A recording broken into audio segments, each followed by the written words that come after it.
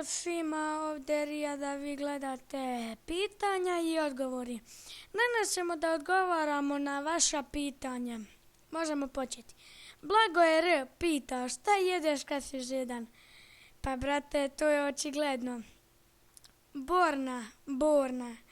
Koji ti je omiljeni youtuber i kad si počeo snimati, koje igre igraš i šta radiš kad ti je dosadno i šta radiš kad nema struje?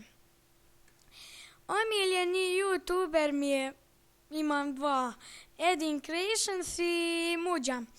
Kad si počeo snimati? Ima jedno 20 dana.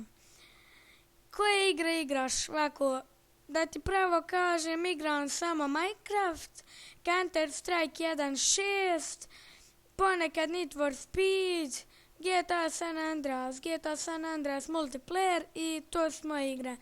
Šta radiš kada ti je dosadno? Ništa. Šta radiš kada nema struje? Igram na kompjuteru igrica. Kada bi mogao da ništa ne može, šta bi mogao? Vjerovatno ništa. Jel voliš burek? Brate, očigledno da ga volim. Ovako, koja ti je najdraža igrica? Najdraža igrica mi je Minecraft. I eto, ovo ovdje ćemo pitanje zanemariti. Ovako, Rijal, koji ti je cilj na YouTube-u? Mislim, ne 100 subova, pa 1000, nego koliko želiš imati, na primjer, bla bla bla, ili ne znam ja. Pa ovako, brate, da ti iskreno kažem, ne znam.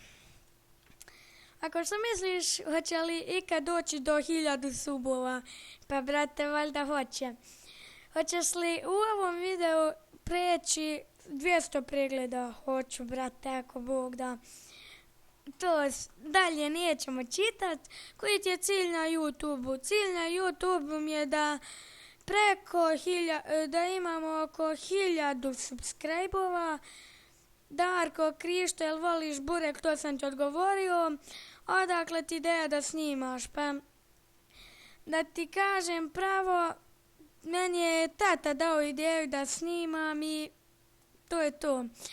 I ljudi, nadam se da ste uživali u pitanja i odgovori i vidimo se u sljedećoj epizodi. Ćao!